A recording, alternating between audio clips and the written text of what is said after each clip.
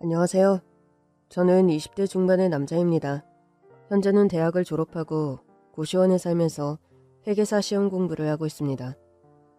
대학 졸업반 혹은 그 이전부터 시험 준비를 하는 게 통상적인 경우라 제 친구들은 이미 회계사 명함을 달고 일선에서 일하는 친구들이 많아요.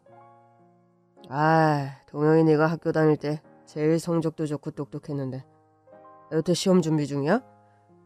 네, 뭐 그렇게 됐어요. 듣자니 넌 군대도 면제였다면서 왜 시험 준비가 이렇게 늦어졌니? 할머니가 많이 아프셨거든요. 너 할머니하고 둘이 산다고 했었지? 네. 할머니 편찮으신 건 좀 좋아지셨어? 작년에 돌아가셨어요. 힘들게 투병하시다가. 사실 저는 어려서부터 외할머니와 단둘이 살아왔습니다. 부모님은 어쩌고 할머니와 둘이 살았냐고요? 저희 부모님은 제가 두 돌이 되었을 무렵 서로 성격 차이로 이혼하셨다고 합니다. 그리고 아빠는 이혼하자마자 곧바로 재혼을 하셨고 엄마는 돈을 벌러 일본으로 혼자 떠나셨다가 그곳에서 또 재혼 상대자를 만나 그곳에 정착하셨죠. 네, 냉정하게 말해서 저희 엄마 아빠는 각자 재혼해서 새 가정을 꾸리면서 저를 버렸습니다. 재혼하기 전이든 그 후이든 전 엄마 아빠 얼굴을 본 기억이 거의 없어요.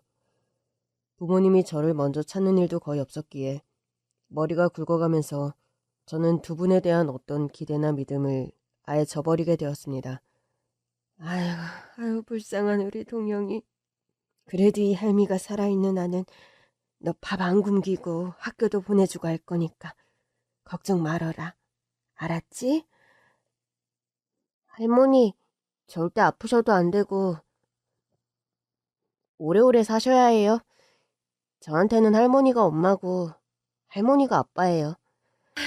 금쪽 같은 내 손주 두고 할미가 어찌 일찍 죽니? 걱정 마라 동영아. 이 할머니는 네가 장성에서 대학도 가고 또 장가도 가는 거 다 보고 죽을란다. 할머니 감사해요. 저 어디 안 버리고 키워주셔서. 그런 말이 어딨노? 할미한테는 그런 말 하는 게 아니란다 동영아. 엄마도 아빠도 날 버렸는데요. 버리다니. 누가 그런 소리를 하든. 년인지 놈인지 그런 쓸데없는 소리 한 사람이 누군지 이 할미가 다리 몽둥이를 분질러 버릴 테다. 동네 사람들이 다 그렇게 말하던걸요. 동영이 엄마 아빠는 새 가정 꾸려 재혼하면서 어린 아들 내팽개쳤다고. 동영아, 엄마 아빠가 절대 널 내팽개친 게 아니란다. 네 엄마는 특히나 돈벌이 좀 잘 되면 널 데려간다 했는데 거기서 일이 잘 안 됐단다. 듣자하니 건강도 많이 안 좋은 것 같고. 할머니, 그래도 전 할머니가 있어서 괜찮아요. 그래, 애미애비만은 못하겠지만 그래도 이 할미가 최선을 다하마, 너한테. 할머니는 눈물을 글썽이며 그런 말씀을 자주 하셨습니다. 내가 부모님에 관해 억하심정을 가질까봐 엄마 아빠 얘기가 나오면 그 두 사람을 대신해서 어떻게든 변명하고 좋게 말하려고 노력하시는 할머니였죠. 동영아, 엄마 아빠가 처음부터 널 데려가지 않을 생각은 아니었다. 각자 가정 꾸리고 먼저 안정되는 사람이 널 데려간다 했는데 사정이 그리 되지 못해서 그런 거니 너무 서운해 말어라. 응? 네. 할머니가 이거 하나는 말할 수 있다. 애초에 내가 없었다면 네 부모 중 누구 하나라도 널 데리고 갔을 거라는 거. 할머니, 저 이제 그런 거 아무 상관없으니까 엄마 아빠 대신해서 변명 안 해주셔도 돼요. 혹시라도 할미는 네가 네 부모에 관해 평생 나쁜 마음을 먹고 살까 봐서. 할머니, 저는 이제 엄마 아빠에 관해 그런 감정조차 없어요. 무슨 말인지 아시겠어요? 솔직히 저는 고등학교 들어갈 쯤부터는 아예 부모님에 대한 원망 같은 감정마저도 버려두고 살게 되었거든요. 현타가 오면서 각자 가정 이뤄 산다고 1년에 한 번도 날 찾지 않는 부모님을 생각하면 완전히 버려졌다는 생각밖에 들지 않았고 참을 수 없는 배신감과 증오감이 물밀듯이 밀려오곤 했습니다. 사람이요. 누군가를 지독하게 증오하는 일만큼 제 살 파먹기로 고통스러운 일이 없습니다. 누군가를 미워하는 일이 결국 내 자신을 미워하는 일이 되어버린다는 걸 일찍 터득한 저였습니다. 사실 중학교 시절 저는 할머니 몰래 엄마 아빠를 찾아간 적이 있어요. 엄마는 일본에서 귀국해서 경기도 가평에 살고 있었고 아빠는 저와 같은 서울 하늘 아래 살고 있었습니다. 아니지, 동영아, 너 연락도 없이 어쩐 일이니? 그냥 엄마 어떻게 사시나 궁금해서요. 그래도 사람을 찾아올 때 미리 연락을 해야지. 엄마가 당황하잖니. 그때였습니다. 양갈래 머리를 경쾌하게 묶은 초등학교 3학년쯤 되어 보이는 여자아이가 대문을 열고 통통 튀어나오더군요. 엄마, 밖에서 뭐해? 이 오빠는 누구야? 아, 그냥 엄마가 아는 남학생이야. 여기서 쫑알거릴 생각 말고 너 얼른 집에 들어가 있어. 어서. 엄마는 이부 여동생 앞에서 저를 엄마가 아는 남학생이라고 소개를 하는 겁니다. 전 너무 어이가 없었고 피식 조소 비슷한 웃음이 비어져 나오더군요. 동영아, 미안하다. 엄마가 오늘은 시간을 낼 수가 없어. 네, 바쁜데 찾아와서 죄송해요. 다시는 이런 식으로 찾아오지 않을 테니 걱정 마세요. 전 차갑게 쏘아붙이고 냉정하게 뒤돌아서 엄마 집을 떠나왔습니다. 돌아서자마자 뜨겁고 서러운 눈물이 볼을 타고 흘러내리더군요. 아빠를 찾아갔을 때 역시 사정은 크게 다르지 않았습니다. 아빠는 안절부절하면서 동영아, 미안하지만 너도 알다시피 아빠가 새 가정을 꾸려서 살고 있다. 네, 잘 알고 있어요. 너를 데려와서 같이 살아야지 수십 번 결심했는데 아빠가 지금 상황이 너무 좋지가 않구나. 사업적으로도 가정적으로도. 누가 아빠하고 같이 살고 싶다고 찾아온 줄 아세요? 아니, 이제 내 말은 그런 게 아니라 네가 새엄마나 이보 형제들과 한 집에 살며 적응도 못할 것 같고 그럴 바엔 차라리 지금처럼 할머니와 사는 게 훨씬 나을 것 같아서 하는 소리야. 누가 보면 아빠랑 살고 싶다고 제가 구걸이라도 하는 줄 알겠어요. 동영아, 아빠 말은 그런 게 아니라 왜 아빠 말을 그렇게 삐딱하게만 받아들이니? 같이 살자고 해도 제가 싫어요. 그리고 엄마나 아빠나 두 분 다 툭하면 할머니 핑계 대면서 절 데리러 온다 아니다 변명하시는데 만약 할머니가 안 계셨으면 어떡하셨을 건데요? 동영아, 그건 당연히. 그리고 있지도 않은 상황을 왜 억지스럽게 가정을 하고 그러니? 그냥요. 할머니 없으셨음 저 고아원 직행이었을 것 같다고요. 그 말씀 드리고 싶어서예요. 아빠와도 그날 이후로 만남을 가진 적이 거의 없습니다. 전 할머니와 단둘이 사는 삶에 어렸을 적부터 적응을 했고 중학교 시절 사춘기가 찾아오던 즈음 처음으로 제가 엄마 아빠를 찾아갔었고 참 비정하고 씁쓸하기 짝이 없는 취급을 받은 후로는 제 마음속에서 엄마 아빠라는 존재 자체를 싹 지워버렸다고 하는 게 맞는 말이겠네요. 게다가 할머니는 저를 위해서 온몸이 부서져라 헌신하셨습니다. 아빠는 사업이 기울며 저에게 기본적인 양육비조차 보내지 않았고 어느 정도 먹고 사는 형편의 엄마 역시 마찬가지였어요. 할머니는 붕어빵과 오뎅 등을 길거리에서 파시면서 팍팍한 생계를 유지하셨습니다. 할머니, 오늘 다리 많이 아프시죠?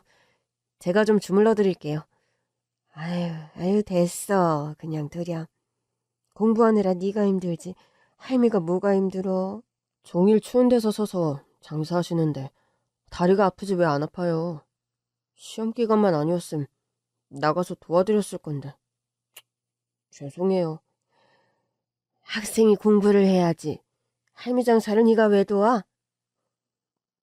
동영아, 공부는 때가 있는 거라. 놓치면 하기 힘들다. 넌 할미 걱정은 하지 말고 공부나 열심히 해. 알았어요, 할머니. 저 공부 정말 열심히 할 거예요. 대신 머리도 식힐 겸 할머니 안마부터 좀 해드리고요. 아이고, 내 새끼. 손끝이 야물기도 하지. 아유, 시원하다. 우리 손주 안마에 하루 피로가 다 풀리네. 장사를 끝내고 돌아오신 할머니의 다리와 팔을 주물러드리면 할머니는 틀니를 빼서 잇몸만 보이는 주글주글한 입으로 환하게 웃곤 하셨습니다. 겨울이면 종일 밖에서 붕어빵 트럭하느라 얼음장같이 차가운 할머니의 다리가 얼마나 마음이 아팠는지 모릅니다. 동영아, 아침 먹어라. 네, 근데 할머니는 왜 고기를 안 드세요? 할미는 이도 시원찮고 고기 먹어봐야 체나한다. 그래도 저만 고기 반찬을 먹어요? 나이 든 놓친 애는 고기 먹어 좋을 것도 없다. 동영이 너처럼 공부하는 학생이 고기를 많이 먹어야지. 할머니, 제발 그러지 말고 같이 좀 드세요. 할머니 너무 이러는 거 가끔 좀 짜증난다고요. 얘가 갑자기 아침 밥상에서 왜 화를 내? 할미가 먹고 싶었으면 먹지. 불어 너만 먹이겠니? 할머니는 뻔히 생활비를 아낀다고 저만 불고기를 먹이면서도 천연스레 그런 거짓말을 하셨습니다. 할머니의 깊은 배려와 헌신이라는 걸 알면서도 저는 궁색한 형편 때문에 할머니가 그런 식의 희생을 해야 한다는 사실이 너무 화가 나서 가끔 그렇게 할머니에게 짜증을 부리곤 했어요. 할머니가 돌아가시고 제 곁에 없는 지금 철없이 짜증냈던 그때의 제 자신이 무척 후회가 되지만요. 제가 대학교에 들어가 얼마 안 돼 할머니는 폐암 진단을 받았습니다. 암의 예후가 좋지 않아 시한부 선고를 받으셨고 길고 고통스러운 투병 끝에 결국 하늘나라로 떠나고 말았죠. 할머니가 투병을 시작하면서 전 20살 간 넘어 집안의 가장이 돼야 했죠. 학업과 생업전선의 돈벌이. 이 두 가지를 병행하는 일은 몸이 부서질 만큼 고되고 고통스러운 것이었습니다.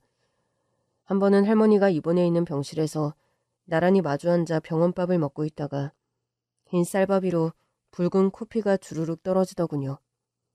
처음에 코피가 나는 줄도 모르고 숟가락에 밥을 떴다가 붉은 선혈이 뚝뚝 떨어져서 깜짝 놀랐습니다. 갑자기 웬 코피가. 동영이 네가 얼마나 고됐으면 밥 먹다가 코피가. 미안하구나. 우리 손주가 아픈 할미 때문에 요즘 고생이 너무 많아. 그런 말씀을 하시며 닭똥 같은 눈물을 뚝뚝 흘리는 할머니셨어요. 할머니, 아니야. 엊그제 제가 코를 막 많이 파서 그래요. 진짜야. 동영아, 요즘 돈 벌려 학교 다니라 힘들지? 할미가 아픈 바람에 어린 너에게 무거운 짐만 지우고 우리 손주한테 면목이 없고 미안하구나. 할머니, 아니라니까. 그런 쓸데없는 소리를 하세요. 너 대학 졸업하고 장가 갈 때까지는 이 할미가 정정했어야 하는데 이리 빨리 병이 찾아올 줄 할미도 미처 몰랐구나. 폐암 말기의 할머니는 기침을 많이 하고 숨쉬는 걸 힘들어하셨습니다. 평생 붕어빵 트럭을 하며 너무 고생을 많이 하시는 바람에 그런 병이 찾아왔다는 생각이 들어 제가 더 할머니께 죄송한 마음이 드는 게 사실이었죠. 할머니, 그런 말씀 마세요. 저 이미 대학생이고 성인인데 할머니가 편찮으시면 제가 돌봐드리는 게 당연해요. 나이만 성인이지 네가 무슨. 네 나이 때 다 대학 다닌다고 학생 대우받는데 넌 학교 다니랴 공사판 나가 일하랴. 네가 이 할미 때문에 그 생고생하는 거 다 아는데. 할머니도 평생 저 키운다고 고생 많이 하셨잖아요. 전 할머니 고생한 거 갚으려면 아직 세 발의 피해요. 그러니까 그런 말씀 제발 그만하세요. 우리 손주는 누굴 닮아 마음이 이리 착하노. 동영아, 너는 복 받을 거다. 세상 누구보다 잘 살고 다 잘 될 거야. 할미가 그리 되게 어디에 있든 널 지켜줄 거야. 병상에서 파리하게 말라가면서도 저를 보면 그런 말씀을 하시는 할머니였습니다. 할머니는 2년여의 투병 끝에 결국 하늘나라로 떠나셨습니다. 할머니, 눈 좀 떠보세요. 저만 두고 돌아가시면 안 돼요. 미안하다, 동영아. 네가 장가 가는 것까지 보고 죽으려고 했는데. 할머니, 조금만 더 기운 내세요. 네? 할미가 없어도 삼시세끼 잘 챙겨 먹고 공부 열심히 하고. 알았지? 네, 할머니. 할미가 저 세상 가도 항시 너를 지켜보고 지켜줄 거니까. 동영아, 힘들어도 꿋꿋하게. 할머니, 사랑해요. 저 키워주셔서 감사해요. 저의 마지막 말에 할머니는 대답 대신 힘겹게 눈을 깜빡이셨습니다. 그 바람에 주르륵 할머니의 주름진 얼굴로 굵은 눈물줄기가 흐르는 것을 보는데 마음이 미어지는 것만 같았죠. 할머니가 운명하시고 나서도 전 한참 동안이나 할머니의 거친 손을 꼭 잡고 있었어요. 세상 단 한 명뿐인 나의 가족, 나의 보호자, 나의 편, 나의 우주이자 구세주였던. 할머니가 세상을 떠나시니 한동안 저는 지독한 상실감에 빠져 무척 힘든 시간을 보냈습니다. 학자금 대출을 받아가며 겨우 대학을 졸업했고 고시원에 들어와 회계사 시험 공부를 시작하게 되었죠. 사실 할머니가 오래 투병을 하시면서 병원비가 만만치 않게 나와 전 사회생활을 제대로 시작하지 않았음에도 채무가 상당했죠. 대학을 졸업할 때까지 그 빚을 갚느라 또 회계사 시험 공부를 할 최소한의 학비를 마련하느라 전 공사판을 전전하며 힘든 일용직 아르바이트를 계속해야 했죠. 낮에는 일용직 알바, 밤에는 대리운전까지 뛰어가면서 몇 년을 억척스럽게 일한 결과 저는 할머니의 병원비로 생긴 빚을 얼추 다 갚고 또 한동안 제가 시험 공부할 수 있는 돈을 모아서 노량진의 조그만 고시원 생활을 시작하게 되었어요. 고시원은 원래 남녀가 구분되어 생활을 하는데 제 옆방에는 특이하게도 나이가 든 할머니 한 분이 사셨습니다. 종가, 고시 옆방에 할머니 한 분이 사시는데 괜찮아? 할머니요? 원래 2층은 남자 전용 층이 아닌가요? 그래서 양해를 구하는 거야. 그 방이 좀 다른 방보다 널찍하게 빠져서 방값이 좀 비싸서 그런가? 늘 공실이었는데 고향에서 옛날부터 알던 사람이 잠시 기거하면 안 되나 부탁을 하는 바람에. 전 뭐 상관없습니다. 이상한 할머니도 아니고 유쾌한 사람이니 뭐 학생한테 방해되는 일은 없을 거야. 네. 제 옆방에는 그런 이유로 할머니 한 분이 사셨죠. 할머니는 팔순이 거의 다 되어가는 나이셨지만 꼿꼿한 허리와 총명한 기억력의 소유자셨죠. 옆방 사는 총각이지? 네, 안녕하세요. 요일별로 입는 셔츠 색깔이 정해져 있구만. 그걸 어떻게? 매일 고시원 오며 가며 보는데 한 달 산이 청년이 입는 티셔츠 색깔에 루틴이 있더구만. 할머니가 루틴이란 말도 아세요? 왜? 늙은이는 루틴이란 말 알면 안 되는 법이라도 있나? 아니죠. 그런 건 아니지만. 일어나는 것도 늘 정시, 잠자리에 드는 것도 늘 같은 시간. 총각이 아마 우리 고시원에서 제일 열심히 공부하는 수험생일걸? 그런 것도 꿰고 계세요? 난 여기 고시원에 공부하러 들어온 게 아니라 사람들 하는 형을 잘 보게 된다오. 네.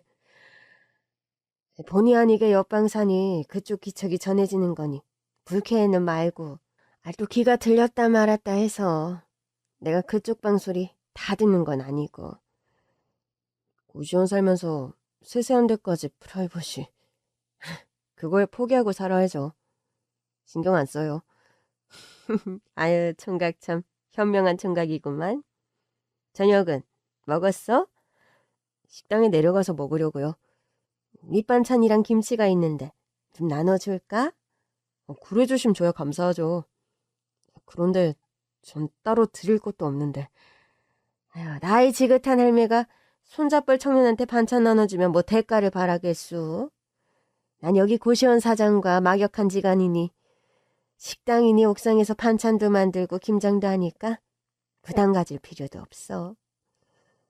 할머니가 주신 반찬은 무척 맛이 좋았습니다.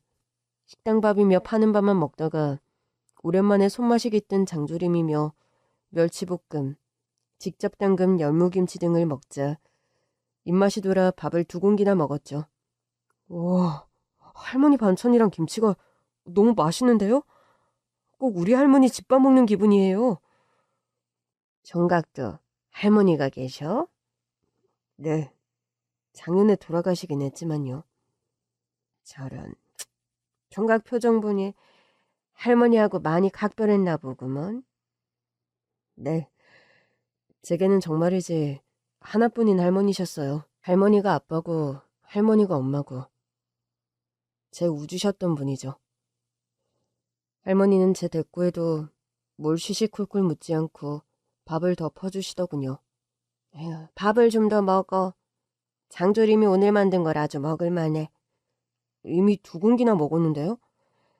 여기 고시원 식판 쪼매내서 밥 얼마 들어가지도 않아.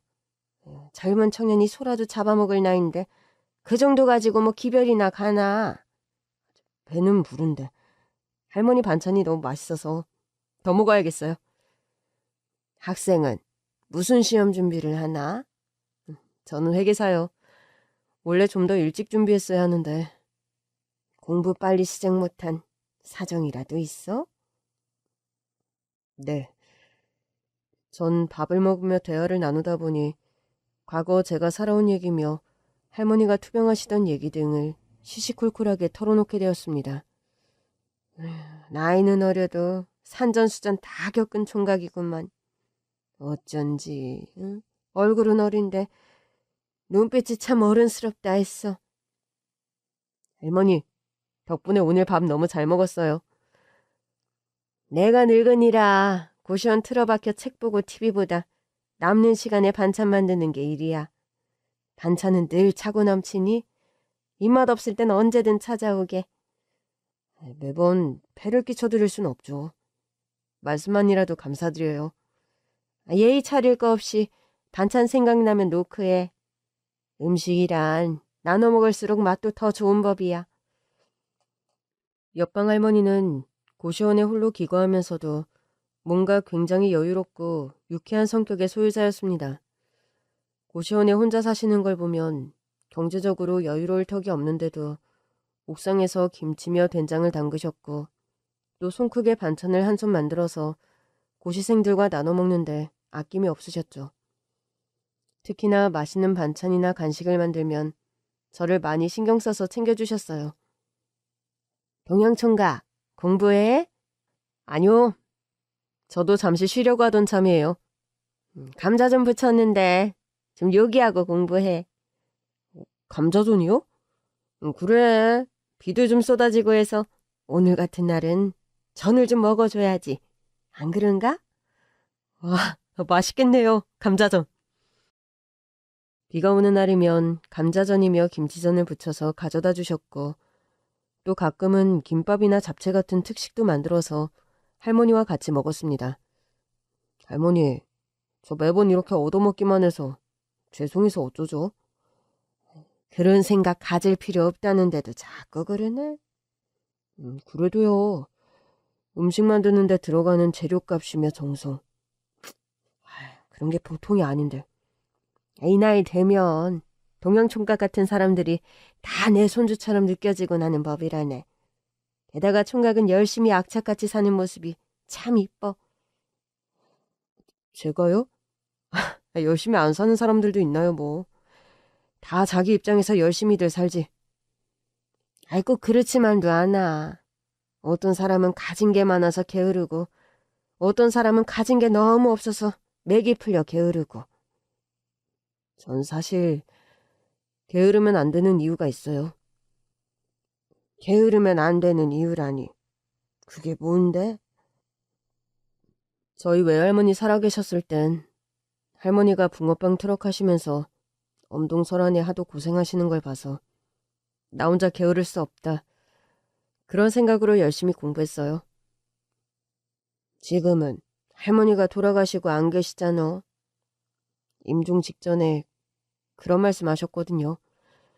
삼시세끼 밥 잘 챙겨 먹고 꿋꿋하게 열심히 살라고. 할머니하고 약속 때문에 그리 열심히 사는 거야? 네, 맞아요. 뭔가를 복잡하게 생각하고 기운 빠지는 것보단 그냥 그렇게 좀 단순하게 할머니 말씀 잘 따르자. 세상에서 유일하게 날 사랑하고 아껴줬던 분이니까. 그러면서 기운 내죠, 매일. 저 세상에서도 동영 총각을 매일 내려다보고 있을 거야. 총각 할머님은. 돌아가시기 전에 그 말씀도 하셨어요.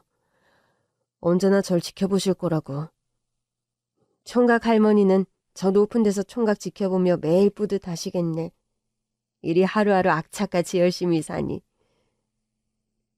아니에요. 그 정도까지는. 내가 옆방 살며 하루 스케줄이며 동선을 다 알잖나. 아마 우리 고시원에서 제일 열심히 공부하는 장학생이 동영 총각일 거라고 내 장담하네. 시험 결과가 좋아야죠 뭐. 총각은 아마 잘 풀릴 거야. 할머니가 그걸 어떻게 하세요? 그걸 어찌 아냐고? 그냥 보면 알아. 왜? 말이 안 믿겨? 전 옆방 할머니가 그런 말씀을 하실 때마다 그저 씩 웃곤 했습니다.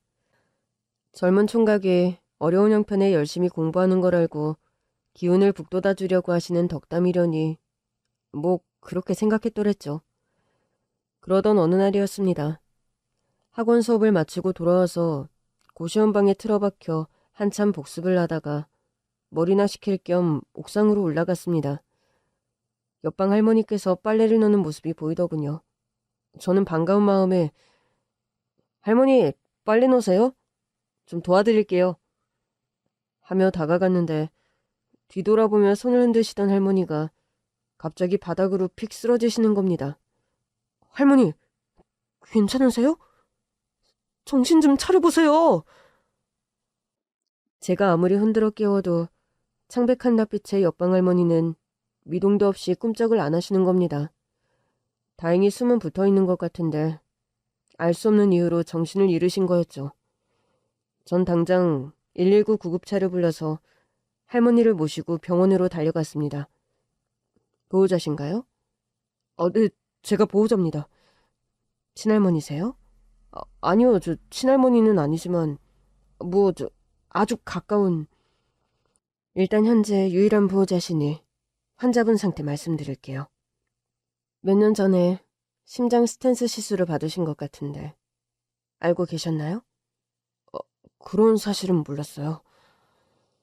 수술받은 부위에 문제가 생겨서 재수술을 받으셔야 할 것 같네요. 총각을 다투는 수술이라 당장 수술 들어가야 합니다. 할머니는 그렇게 몇 시간이 넘는 수술을 받았습니다. 할머니는 그 흔한 휴대폰조차 가지고 계시지 않아 고시원 사장님의 동의를 얻어 제가 할머니의 보호자 역할을 하게 됐습니다. 그 할매가 연구 없는 거나 매한가지라. 동영 총각이 병원에 있는 동안 좀 챙겨줄 수 있겠어?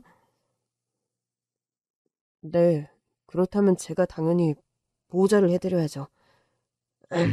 총각도 공부로 바쁠 텐데 미안하네. 아닙니다. 옆방 할머니께서 저한테 얼마나 잘해주셨는데요.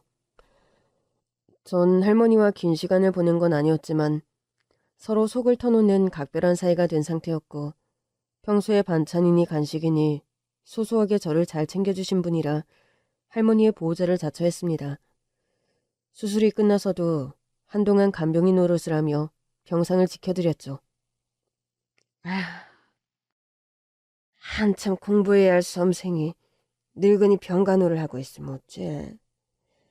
학원 수업 들을 건 다 끝났고 자습하는 기간이라 병원서 공부하면 되니까 너무 걱정 마세요. 어제도 로비에서 밤늦게까지 공부했어? 네, 여기 병원 로비가 밤에 조용해서 공부하기 좋더라고요. 아휴, 동영총각은 참 어디 가서도 부지런히 사는구만.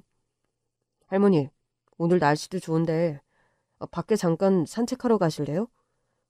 그럴까? 보니까 햇살이 쨍하니 날씨 한번 좋구만. 그러니까요. 이런 날은 바깥바람도 좀 쐬고 햇빛도 쬐고 그러셔야죠. 총각이 내 아들, 딸, 며느리보다 100번 낫구먼.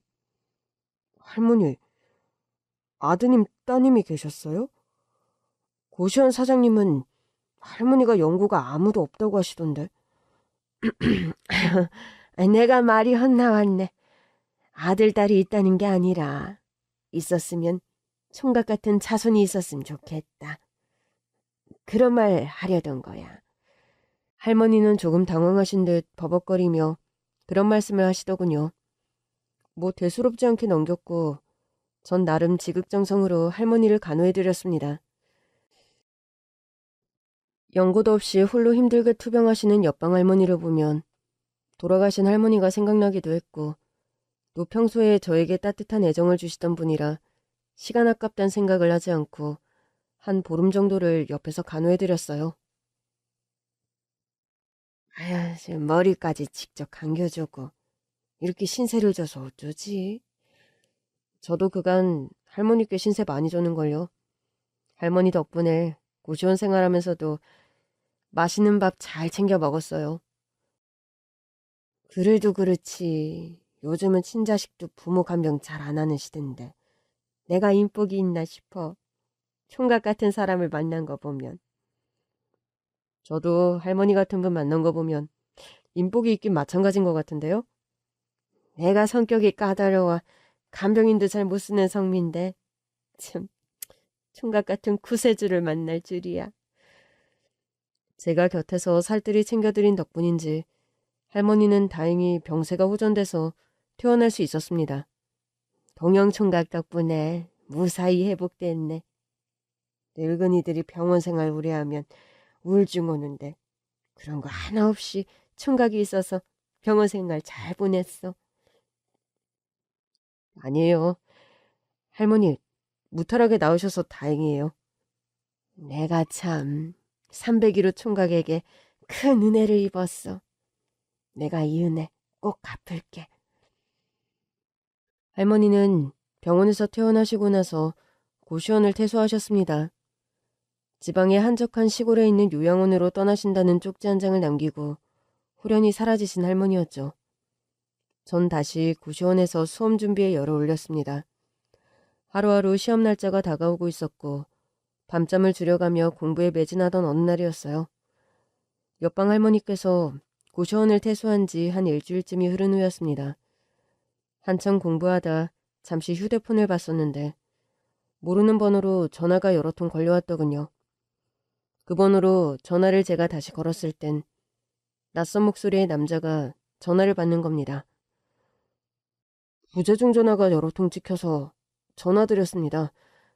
무슨 일이시죠? 안녕하세요. 여기 땡땡기업 비서실장 강수철이라고 합니다. 그런 곳에서 저한테 무슨 일로? 한분남 회장님을 혹시 아십니까? 한분남 회장님이요? 네? 한분남이라면 혹시 제 옆방 302호 할머니 말씀하시는 겁니까? 그쪽이 그렇게 대답할 거라더니 회장님 말씀이 맞네요. 네, 옆방 할머니 성함이 한분남 회장님이셨죠. 그런데 제가 아는 한분남 할머니는 회장님이 아니라 그냥 평범한 할머니신데요. 그렇게 생전 처음 듣는 식품회사 기업의 비서실장 전화를 받는 순간 제 인생의 드라마 같은 이막이 시작되었습니다. 안 회장님께서 정동영 씨에게 신세를 많이 졌다고 좀 모셔오라고 하는데 오늘 점심 같이 드시겠어요? 점심이요? 공부하느라 바쁜 분이니 오래 시간은 안 뺏겠습니다. 네, 뭐 그렇게 하세요. 할머니랑 같이 점심 식사하는 거죠? 네, 회장님과 같이 식사하실 예정입니다. 11시까지 고시원 앞으로 차 대기실 킬 테니 그 시간에 맞춰 나와 계시면 됩니다. 전 조금 얼떨떨한 기분으로 밖으로 나가 기다리는데 웬 삐까뻔쩍한 하얀색 리무진 한 대가 고시원 앞에 턱 다가와 서더군요. 운전기사가 직접 내려 차문을 열어줬고 전 생전 처음 타보는 비싼 차의 내부에 감탄하며 할머니를 만나러 갔습니다. 운전기사가 절 데리고 간 곳은 5성급 호텔의 프라이빗 룸이었습니다. 으리으리한 문이 열리자 안에서 곱게 양장을 한 할머니께서 활짝 웃으며 달려나오시는 겁니다. 아유, 동영총각, 오랜만이야. 아니죠, 할머니. 이게 다 어떻게 된 일이에요? 아유, 모르던 내 정체를 알게 돼서 많이 놀랐지? 그간 사정상 숨겼네만. 사실 나 이런 사람이야. 할머니는 파우치에서 명함 하나를 꺼내 저에게 내미시더군요. 가만 보니 꽤나 유명한 식품회사였고 할머니는 그 회사의 CEO셨던 겁니다. 이 옆방 할머니가 여기 식품회사 회장님이셨단 말씀이세요? 그렇다네. 본의 아니게 내 신분을 속여서 미안해. 아니에요. 그런데 회장님 같은 분이 왜 굳이 저런 좁고 낡은 고시원에... 이해가 안 가지? 식품회사 회장씩이나 된다는 할머니가 그런 고시원 생활을 했다는 게? 네, 솔직히 이해가 잘 가질 않아서요. 일단 안에 들어가서 식사부터 하자고. 동영총각이랑 같이 알콩달콩 밥 먹던 때가 얼마나 그리웠는지 몰라. 할머니는 저를 무척 반가워하시며 호텔의 프라이빗 룸으로 데리고 들어가시더군요.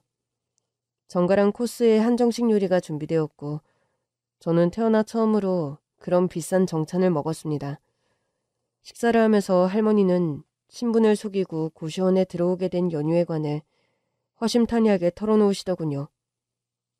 사실은 내 신분을 속였다기보다는 모든 걸 다 훌훌 털어버리고 고시원으로 들어간 거였어.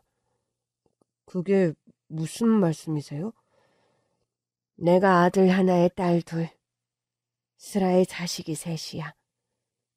연고가 없으시다 해서 자녀분이 없으신 줄 알았어요. 자식들과 연을 모두 끊고 회장 직함도 내려놓고 고시원에 들어간 거였네. 그럴 만한 무슨 연유라도 있으셨던 거예요? 그 사연을 얘기하자면 꽤 길어. 한숨을 푹 쉬고 좀 어두운 낯빛으로 과거 이야기를 털어놓는 할머니셨습니다. 그렇게 전해 듣게 된 할머니의 가족사는 안타깝기 그지없는 것이더군요. 아, 엄마, 대체 재산 상속은 언제 해주실 거예요? 남들은 상속세 줄일 방법 알아봐서 미리미리 증여해준다는데. 너 마치 이 어미에게 돈 맡겨놓은 사람처럼 말하는구나? 엄마, 이번에도 오빠만 건물해주시는 거 아니죠? 야, 넌 결혼할 때 그만큼 받았으면 됐지. 또 뭘 바라니? 아니, 내가 뭘 그리 많이 받았다고 그 난리야? 그러는 언니는? 형부 사업 말아먹으면서 그때마다 엄마가 커버 쳐주신 거 따지면 건물 2채는 가져가고도 남아. 아니야? 이것들이 오빠 앞에서 진짜 이씨. 야, 니들 잘 들어. 다른 집은 이렇게 재산 빵빵하면 다 장남이 우선이야. 이씨. 아니, 오빠는 장남이라고 하는 것도 없으면서 상속 문제만 나오면 꼭 장남 포지션 취하더라. 그래, 그건 언니 말이 맞아. 오빠가 말만 장남이지 뭐. 장남으로서 해야 할 도리하는 거 하나라도 있어? 자리가 사람을 만든다는 말도 모르냐? 그만한 대우를 너랑 엄마가 해주고 자리를 만들어 줘봐. 내가 왜 장남 역할을 못해, 어? 주주총회에서 또 말 나왔어. 너 저번 분기 실적도 바닥으로 말아먹은 주제. 무슨 장남은. 너 같은 무능한 장남이 상속 경영에서 이 모양 이 꼴이라고 사람들이 수군거리는 거나 알기나 해? 아, 그럼 누나가 한번 회사 경영해봐.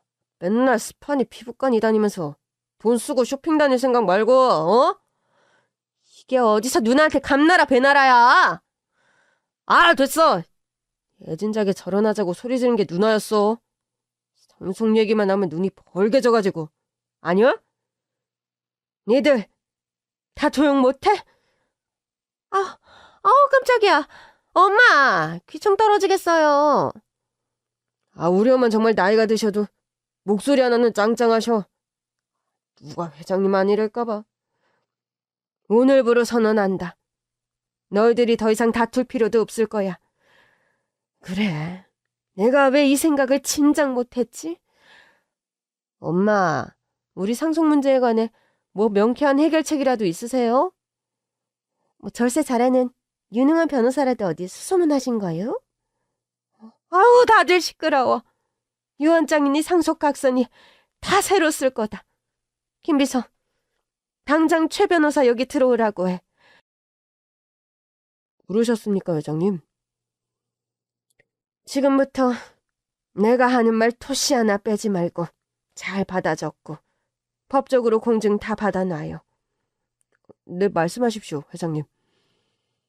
나 한분남 회장은 기업의 모든 지분과 전 재산을 사회에 환원한다. 자식들에게는 앞으로 더 이상 이런의 재산 증여도 없을 것이다. 아니, 엄마, 그게 무슨 봉창 두드리는 소리세요? 엄마, 치매세요? 대체 왜 이러세요? 엄마, 아무리 화가 나셔도 이건 아니죠. 우리 앞으로 뭘 먹고 살려고요? 내가 여태 너희들에게 준 것만으로도 너희들은 평범한 사람들 이상의 경제적인 여유로움을 누리고 살지 않니? 그리고 앞으론 좀 너희들 힘으로 자립해서 인생을 살 생각을 해라. 아, 엄마, 재산 때문에 저희 다 절연하고 사는 거 아시면서 그런 냉정한 소리를 하세요? 형제간에 절연하게 만드는 재산은 득이 아니고 독이다. 내가 하나 져서 그 독을 없애겠다는 거야. 절연한 자식들, 나도 꼴도 보기 싫다. 나도 너희들과 절연해서 사라질 테니 그리 알아. 할머니는 자식들에게 선포하듯 소리를 지르고 집을 나오셨다는 겁니다.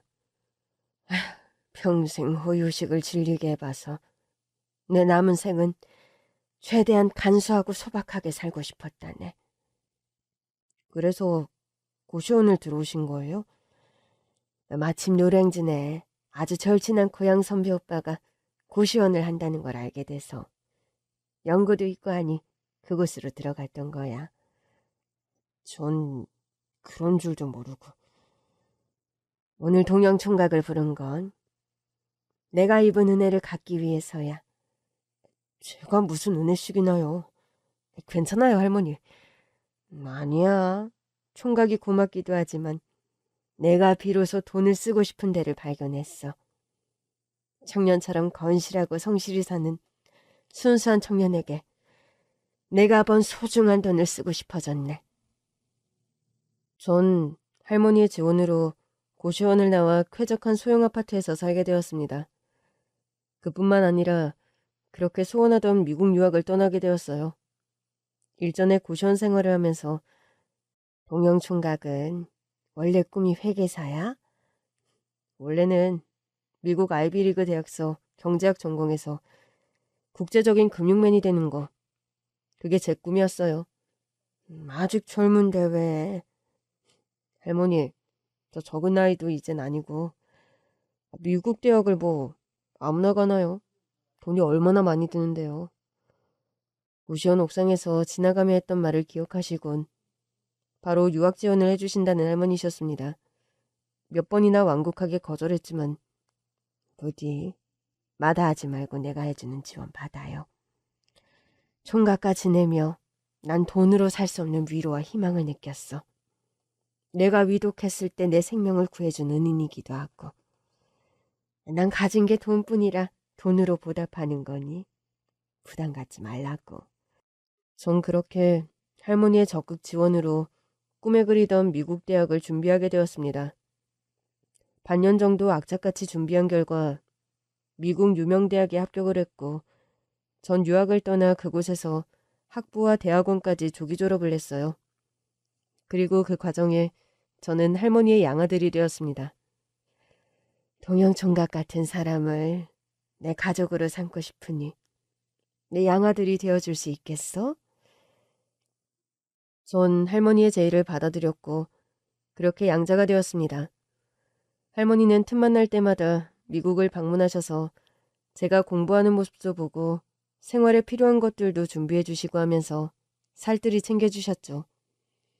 그런 할머니의 보살핌에 보답하고자 전 밤잠을 줄여가며 치열하게 공부했고 미국으로 유학을 떠난 지 5년 만에 국제적인 금융맨으로 성공적인 커리어를 쌓게 되었습니다. 미국 월가의 유명한 은행에서 2년 정도 일하며 경력을 쌓은 뒤 한국으로 귀국을 했고 같은 업계의 대기업에 고액연봉으로 계약을 마친 뒤 새로운 커리어를 시작하게 되었죠. 전 할머니 회사의 금융자문도 도맡아 하게 되었습니다. 한국으로 귀국해 바쁜 나날을 보내던 어느 날이었습니다. 회사에서 한참 정신없이 일을 하고 있는데 안 회장님께서 위독하십니다. 얼른 병원으로 좀 와주세요. 전 두방망이질 치는 가슴을 겨우 진정시키며 할머니가 계신 병원으로 달려갔습니다. 병원 VIP 중환자실에 파리한 얼굴로 누워 계신 할머니셨어요.